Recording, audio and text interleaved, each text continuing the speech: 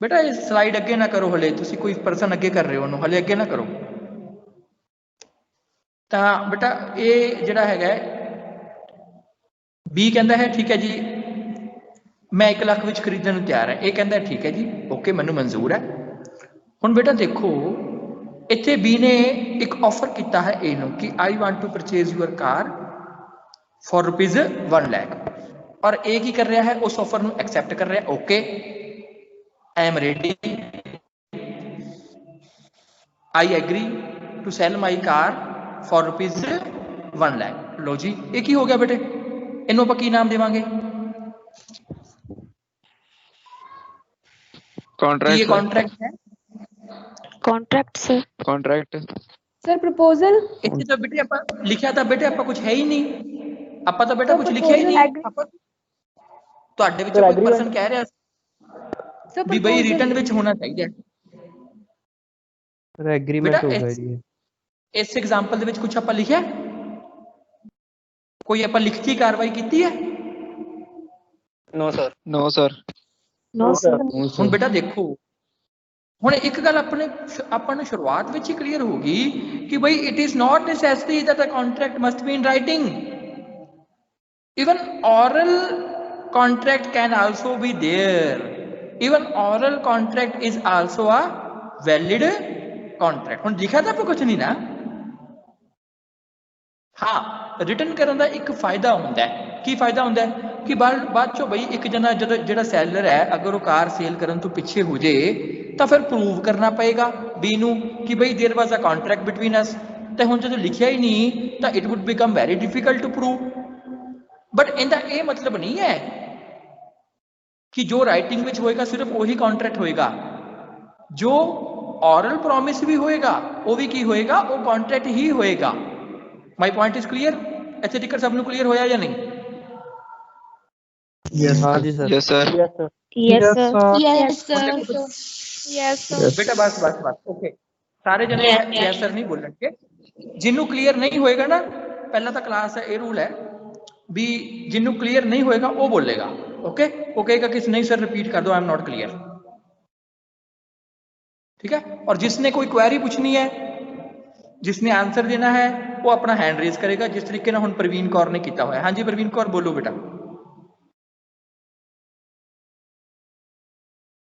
Praveen Kaur you have raise your hand, any query? Praveen Kaur can you listen me or not? और गलत लिखा हुआ है हैं? बेटे कौन है प्रवीण कौर? प्रवीण कुमार है सर। अच्छा प्रवीण कौर लिखा हुआ है बेटा, कोई नहीं अपन ठीक कर देंगे, प्रवीण कुमार है। तो बोलो कोई क्वेश्चन है ਤੁਹਾਡਾ?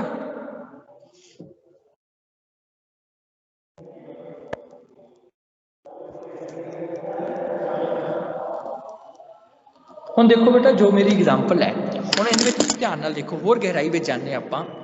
ਇੱਕ ਪ੍ਰੋਮਿਸ ए ने बी ਨਾਲ ਕੀਤਾ ਹੈ, ਕੀ ਪ੍ਰੋਮਿਸ ਕੀਤਾ कि I am ready to sell my car, I will give you the delivery of my car on Sunday, you come on Sunday and I will deliver you car. एक promise था ए ने B नाल कीता। दूसरा promise B ने ए नाल कीता कि okay I am ready to pay you rupees 1 lakh, मैं ₹1 दे प्रॉमिस की दोनों ने किया है ना प्रॉमिस? Yes sir. यस जो दोनों ने शुरुआत कितों हुई? एक पर्सन ने ऑफर किया, ऑफर कोई भी कर सकता है, ए भी कर सकता है बी भी कर सकता है। इत्थे बी ने ऑफर किया कि जी मैं तुहाडी कार खरीदना चाहना 1 लाख रुपए दे विच, तां ए कहंदा ठीक है मैनूं मंजूर है। एक पर्सन ऑफर करता है, दूसरा पर्सन की करता है एक्सैप्टेंस, और जदों ऑफर प्लस एक्सैप्टेंस हो जाता है वो एक प्रॉमिस बन जाता है, जो प्रॉमिस प्लस प्रॉमिस हो जाता है वो एग्रीमेंट बन जाता है, और जिहड़े एग्रीमेंट नूं लॉ इनफोर्स करता है दैट बिकम्स अ कॉन्ट्रैक्ट। हुण आपां इसनूं पावर पॉइंट के जरिए समझते हैं बेटा।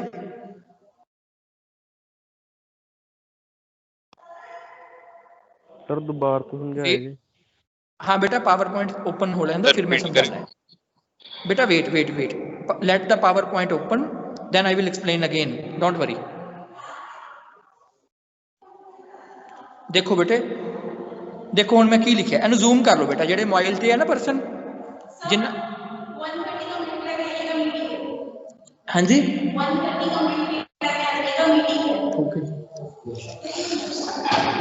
देखो बेटा, what is the definition of contract, सबनूं नजर आ रही है ना? अगर किसी नहीं नजर आ रही तो बोले। सैक्शन 2H एक तो समझा जी बेटा, कोई भी कानून होएगा ना, कानून उनदे विच बेटा सैक्शन होणगे, सैक्शन हर एक कानून नूं बेटे सैक्शन वाइज लिखिया जाता है, ओके। तो जिहड़ा लॉ ऑफ कॉन्ट्रैक्ट है उनदे विच भी बहुत सारे सैक्शन है, ठीक है। तो कोई भी लॉ पढ़ोगे ना, कोई भी कानून, चाहे वो इंडियन पीनल कोड है, चाहे वो कॉन्ट्रैक्ट है, चाहे कोई होर है, उनदे विच डेफिनेशंस ज़्यादातर बेटा सैक्शन 2 विच ही होणगियां। Definitions are always given in section 2, और सैक्शन 2 दे अगों ना कई डेफिनेशन होणगियां, section 2A, section 2B, section 2C, 2D, 2E, और कॉन्ट्रैक्ट की डेफिनेशन किस सैक्शन विच लिखी है? सैक्शन 2 सब सैक्शन H, दिख रहा है ना तुहानूं? सैक्शन 2 सब section H, it defines contract. की कहता है? Contract is an agreement which is enforceable by law. Contract की है? Contract is an agreement which is enforceable by law. हुण आपां इहनूं मैथेमैटिकली लिख लिया, देखो मैं मैथेमैटिकली लिखिया इसनूं, जिवें आपां कहने ना भी बई 5 इज इक्वल टू 2 + 3 या 4 + 1, है ना? तो उस तरीके नाल मैं कॉन्ट्रैक्ट नूं भी लिख लिया, contract is equal to agreement plus enforceable by law. Contract वो एग्रीमेंट है जिन्हों लॉ एनफोर्स करता है, इट मीनस कि लॉ जिन्हों रिकोगनाइज करता है, इट मीनस कि लॉ अगर उस कॉन्ट्रैक्ट का वायलेशन होता है तो लॉ तुहानूं रेमेडी देगा।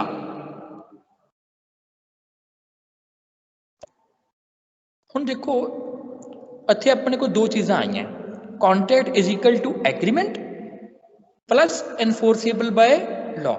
Contract is an agreement which is enforceable by law. दो चीज़ां होना तो जरूरी है, एक तो एग्रीमेंट होना जरूरी है, और दूसरा वो एग्रीमेंट वैलिड होना चाहिए, जिन्हों लॉ एक्सैप्ट करता है, जिन्हों लॉ रिकोगनाइज करता है, जिसनों लॉ एनफोर्स करता है। एग्रीमेंट भी होना चाहिए है, प्लस उस एग्रीमेंट नूं लॉ द्वारा रिकोगनाइज किया जाना चाहिए है, लॉ द्वारा इनफोर्स किया जाना चाहिए है, लॉ द्वारा एक्सैप्ट भी किया जाना चाहिए है, लॉ उसनूं वैलिड एग्रीमेंट बनता हो। दो चीज़ां होनी चाहिए कॉन्ट्रैक्ट विच। हुण आपां दोनों नूं 1 बाय 1 डिस्कस करांगे। पहले तो आपां एग्रीमेंट समझते हैं, एग्रीमेंट की होंदा है।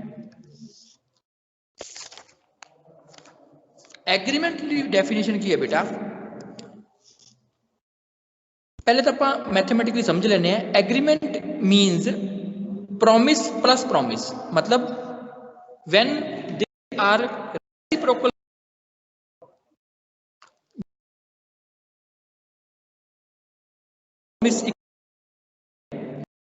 एक प्रॉमिस के बदले दूसरा प्रॉमिस किया जाता है,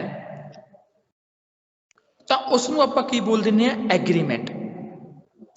इन an agreement there is a promise from both sides.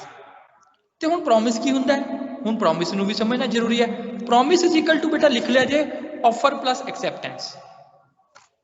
Promise किस तरह बनता है? Offer plus acceptance.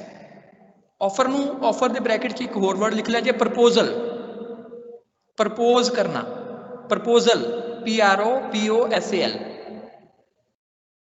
प्रॉमिस की डेफिनेशन लिखो, when there is a offer from one side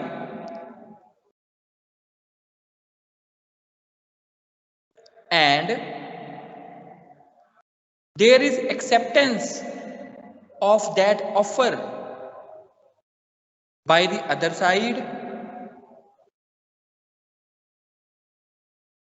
लिख लो बेटा, लिख लो सारे जने, रिपीट कर रहे हैं। When there is a offer from one side लिख लो या वन पर्सन लिख लो चाहे, when there is a offer from one person and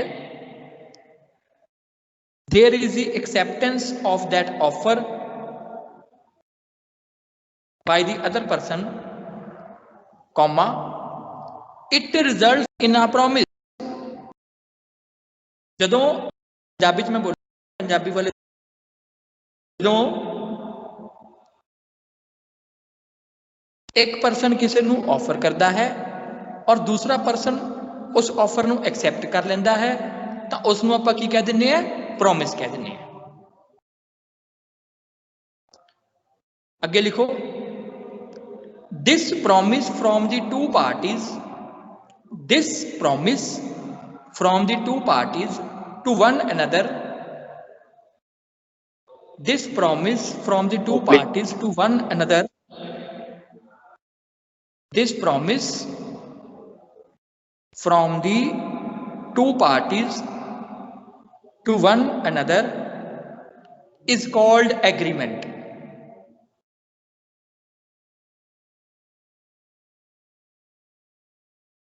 Is called agreement. मतलब ਜਦੋਂ ਦੋਨੇ ਧਿਰਾਂ ਇੱਕ ਦੂਸਰੇ ਨਾਲ ਕੋਈ ਪ੍ਰੋਮਿਸ ਕਰਦੀਆਂ ਹੈ ਤਾਂ ਉਹਨੂੰ ਆਪਾਂ ਕੀ ਕਹਿ ਦਿੰਦੇ ਆ, ਐਗਰੀਮੈਂਟ ਕਹਿ ਦਿੰਦੇ ਆ। ਅੱਗੇ ਲਿਖੋ,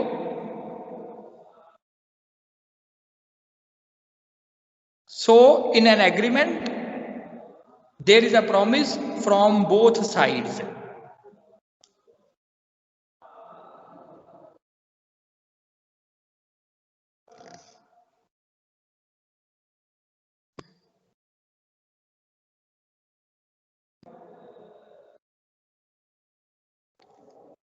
ਹੁਣ बेटा एग्जाम्पल लिखांगे अगे, नैक्सट पैरा कर दो, एग्जाम्पल बनाओ।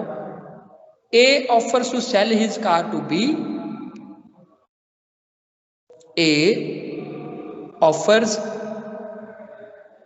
to sell his car to B.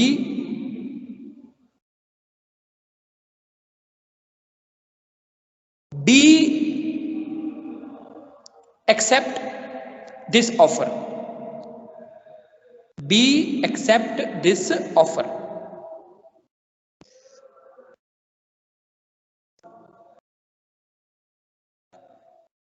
So this is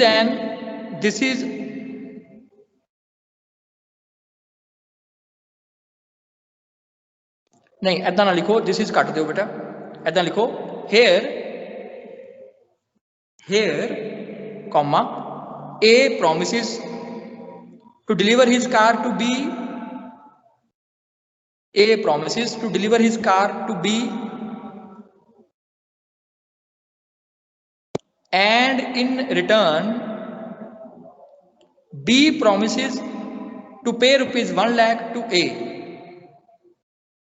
and in return B promises to pay rupees 1 lakh to A.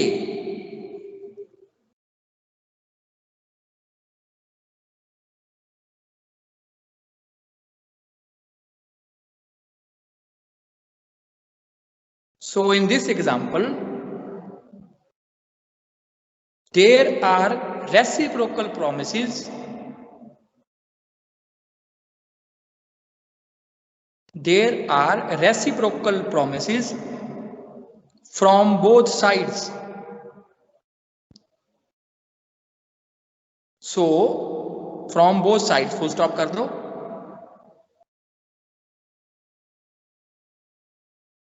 This is known as agreement.